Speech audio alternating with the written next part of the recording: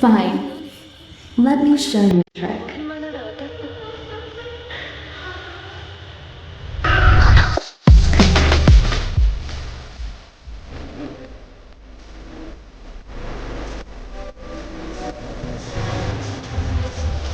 We will recreate that what we just did in the preview. And what is the Jugg editing style anyway? So I asked ChatGPT because I do not have a clue. The Jugg editing style is a distinctive and highly influential approach to video editing, primarily associated with the work of Julian Jugg Balbu, a prominent editor known for his dynamic and engaging edits. This style is particularly popular in the realms of sport highlights, music videos, and social media content. Here are some key characteristics of the Jugg editing.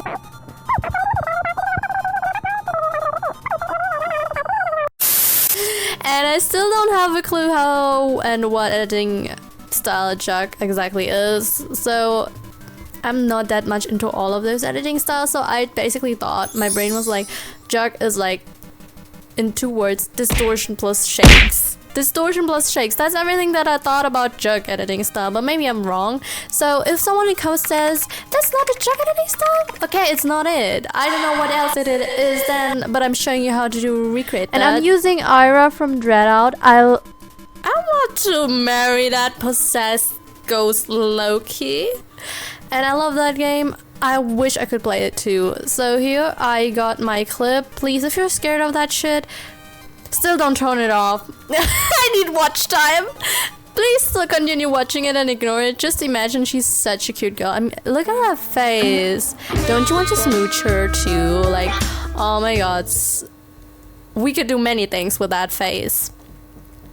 But let's start with that. You unfortunately need the Sapphire plugin for that. I show you how to time remap, like how to do those cool glitchy velocity, how to make the shakes, and some really cool transition, and maybe one frame is, I don't have a clue. I'm gonna freestyle that whole video like I'm freestyling all my videos without any script. I always nail it, that's why my videos are literally 5 hours long.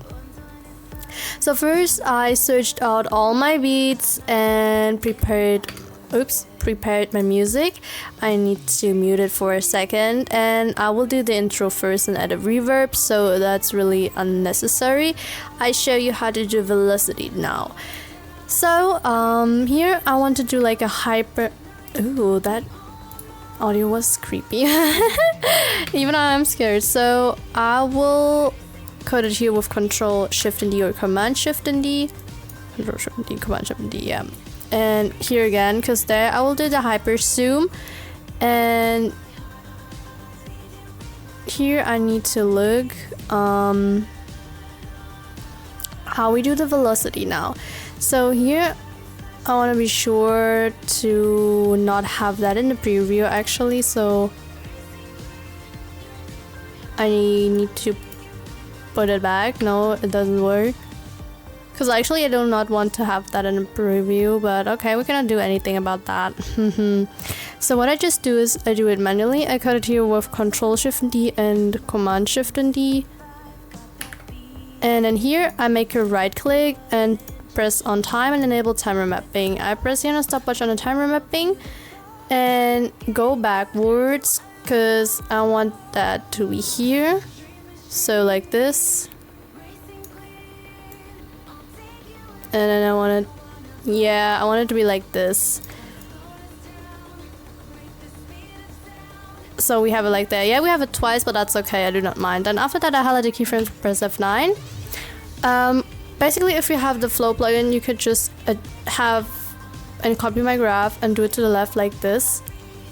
So we have it like that. If not, highlight your keyframe, press F9, go to the graph editor. Make sure you are on edit value graph, right click edit value graph, and set your graph to the left, like this. You can adjust it depending on. So I want it like that, and it's a little bit choppy, so to fix it, you just press twice here on the frame blending, and I do it here as well. So we have something like that. And now we could basically do the same, but I show you a tactic in a second. Here how we want it to have.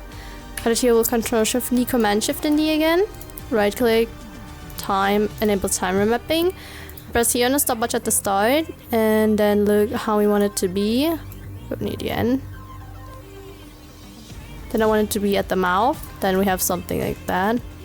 Then highlight your keyframes, F9. Go to the graph editor and set the graph like this to the left.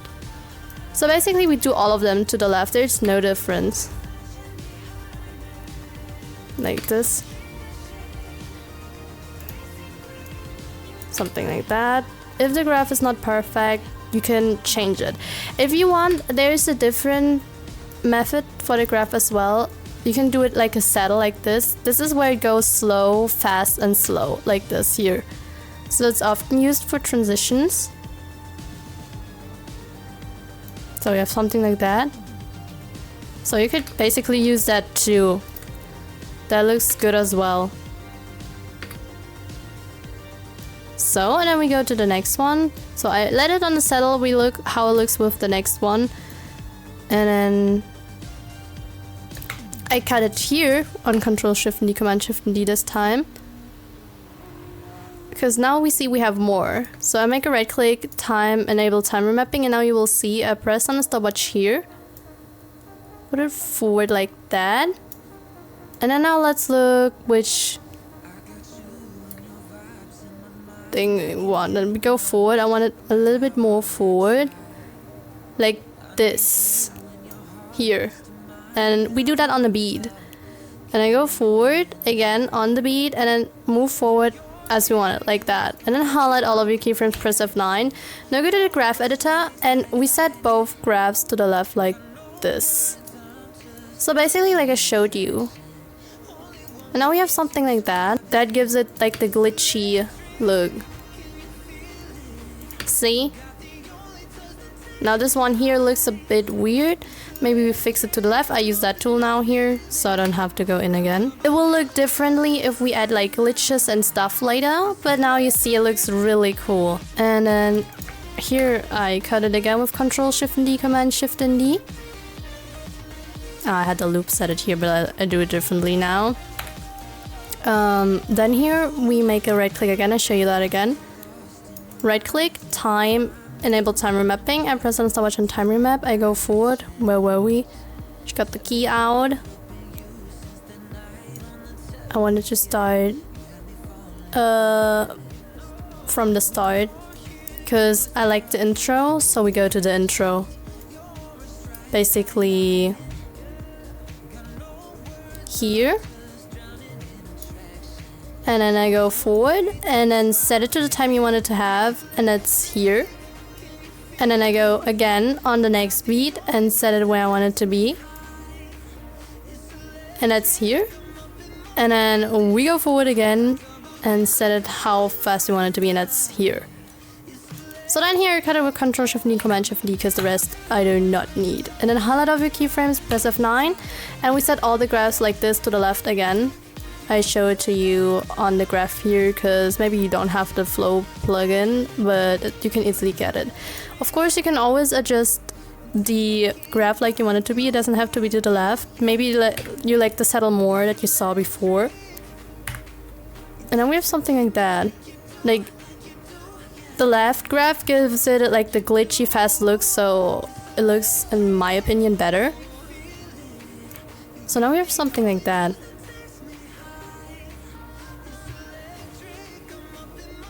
So now the next step is I will show you how to do the Hyperzoom effect, and for that I have that one normal cutted clip here. So what I do is make a right click, pre-compose it, I call that Hyperzoom now.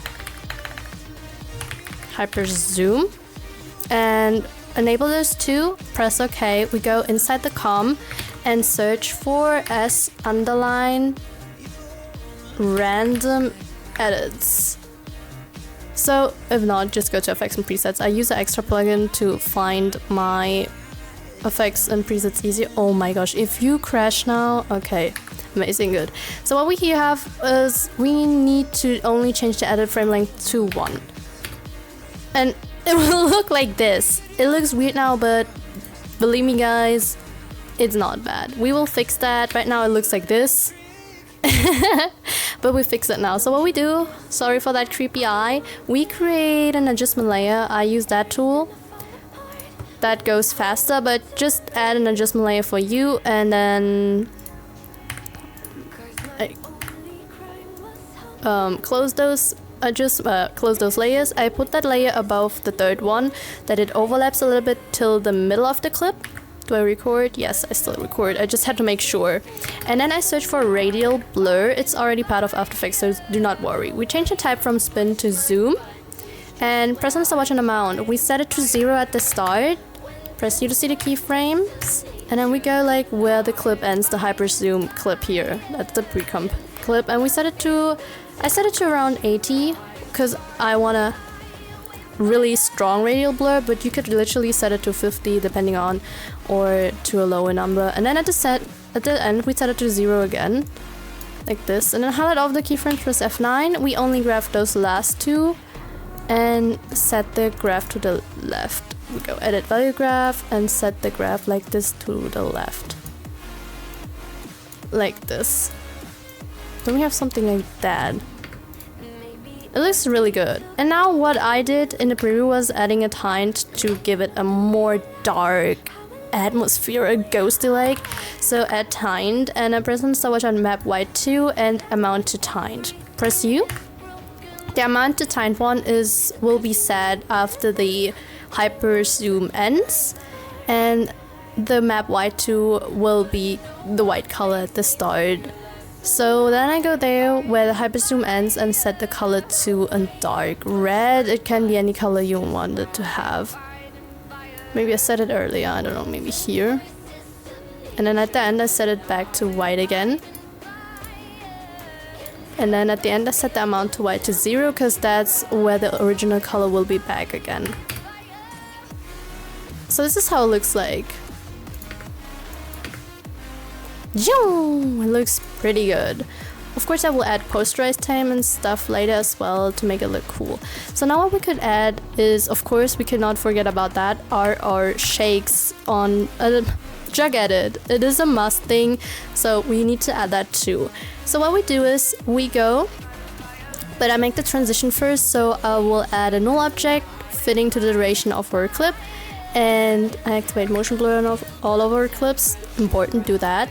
And then highlight your clip and wire the snail here, parent it with the null object. I press S to open up the scale, press on the stopwatch on scale and put that at the end of the clip, and at the start I have a zoom in.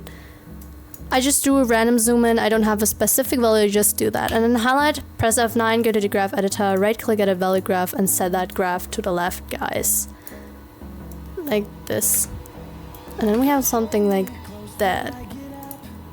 So now let's move on to our Jugg shake. So for that we search S underline dissolve shake. You could use either S underline dissolve shake or the normal S underline shake. There's no much difference. I like to use the S underline dissolve shake. Dissolve shake. Important for us is the dissolve percent, amplitude and frequency.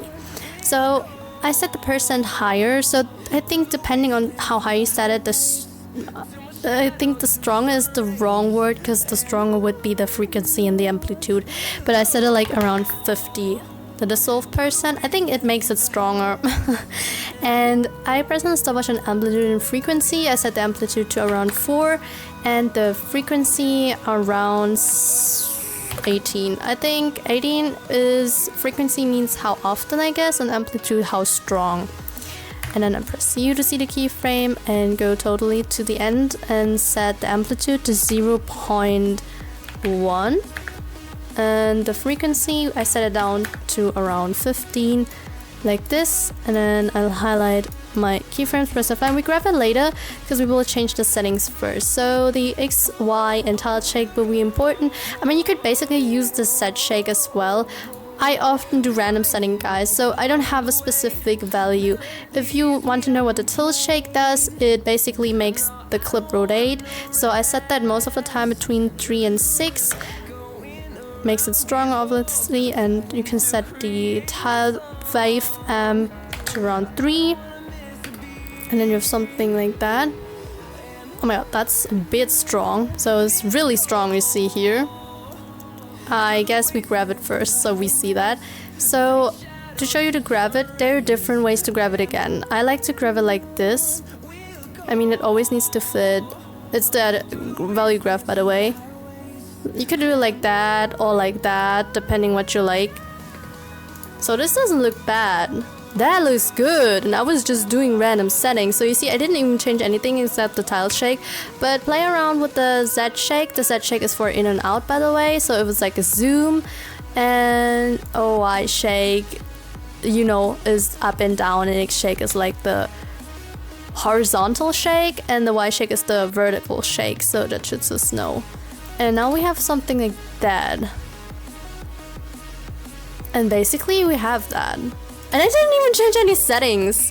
I don't have specific settings. If I do the next few shakes, you can watch me doing them, because I don't think I need to do explanations for this. And then you can add like transitions and one framers. I will add them in a sec. By the way, if you ask me, I just add a simple zoom in position here and maybe adding another shake again. So to be honest, I don't know which Jugg. Like I said, I'm just freestyling. And then set the graph to the left on both of them. And now I add some random positions and transitions until I see you again and show you how to add another Jugg transition.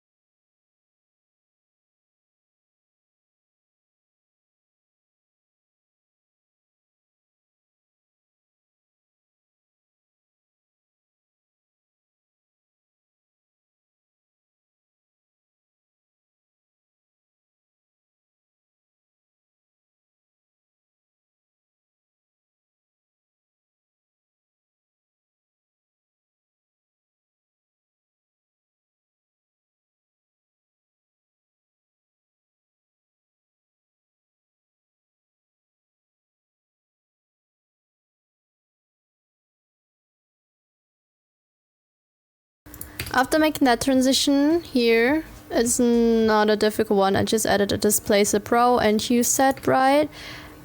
And maybe to make it look better, we will add other effects later. But yeah, I show you now how to make another thing, and that's a distortion. And I think I will show it here. Here. So cut it here with Control Shift and D or Command Shift and D. We go and search for wave warp. Like here, and then we set the wave height to around 280 and this to around, I think 600 is enough. Add motion tile, don't forget about that, and make sure to set it above the wave warp, otherwise it will not work. Activate mirror edges, set the output width and height higher so that we don't have those black bars anymore. Make sure to set that around, I have it on 190 now, it's up to you. I set a direction like this, but it's totally your preference, what you like. And then set the wave speed to like around 20. Press on the stopwatch on wave height, press U to see the keyframe. I go to the end of the clip and set the wave height to 0.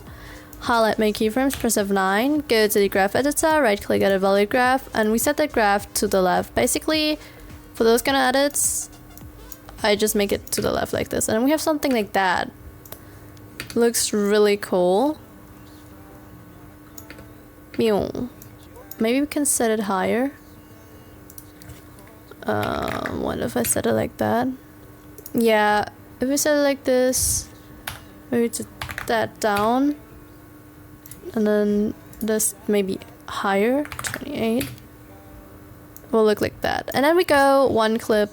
One frame behind. It's like a one frame, and now that we can add is null object layer, new, and adjustment layer. I mean, cut it with Control Shift and D, Command Shift and D, and make like 2 frames long. You can, it's up to you. And then we add like a deep glow, and then we have something like that. But add a zoom out as well. So we create a null object to the same length duration that our clip has, and then connect that clip with a null object as to up the scale. Press on stopwatch and scale. We set that to the end and do a zoom out like this. Highlight keyframes, F9, graph editor. Graph to the left, people, and then we have something like that. So basically, yeah, it's a lot of zoom outs, zoom ins, and you can even add like offset transitions. I will add it here now. Oh, wait, give me a second. Maybe here. And you could do the same like with S underline warp bubble, I guess. I never used it, but I think you can use that. It's the same. So now we're gonna add offsets. It's really easy to do that. For that, we just create adjustment layers, layer new. I show you how to make a horizontal and vertical one. So add an adjustment layer, I put it here, down with Control Shift and D, Command Shift and D, cutting it like this, and then we just search for offset. It's already part of After Effects, so don't worry. And then put it for a vertical one, horizontal one. We just change the X position, obviously, and I do it randomly like that.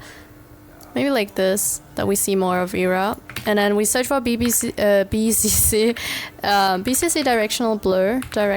I think you can use a normal directional blur too, but I use that now. Set a blur amount between like 20 and 50. I like it around that. Maybe I do 28. 28 is good. And for the angle, it's 19, and we just let it stay like that. And that's already or like, how to say that? Or offset transition. Like this. And of course we should add a shake here to make it look better.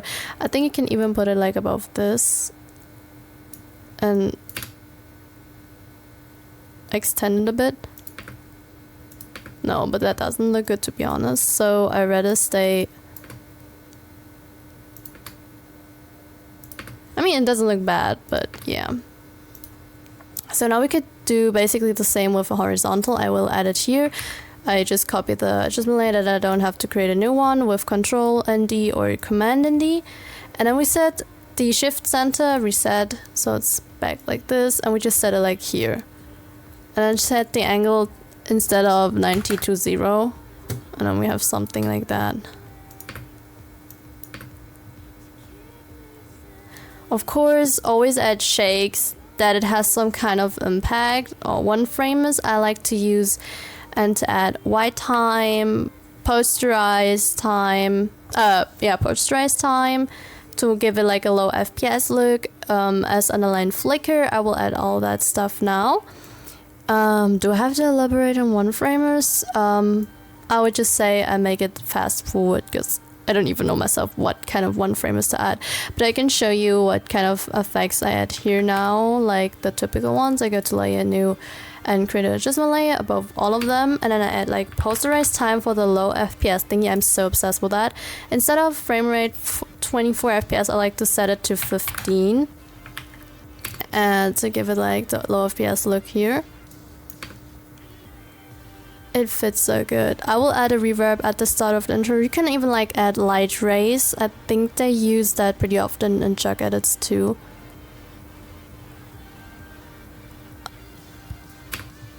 So here we could add like a light rays.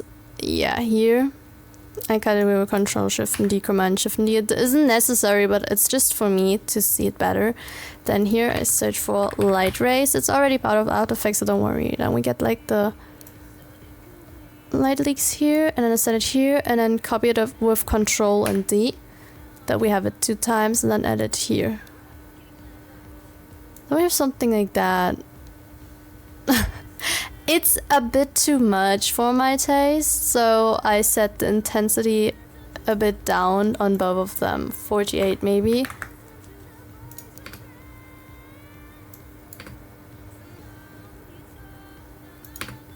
Even then, you can literally set it like somewhere else, maybe here. But no. Maybe here. But no one would see that, so it doesn't make a difference. You can basically add the change the color as well if you uncheck the color from source, and then change the color here, for example. Just if you want to do it. I let it stay like that because it looks kind of low-key cool. I wanna... Yeah, that looks cool. And then add other effects. I will add an S flicker now. S underline flicker. It's a must-have, and then add like coloring and stuff. So up from there I will do a fast forward. I hope the video helped you. You should better subscribe, guys. A Shanker boy.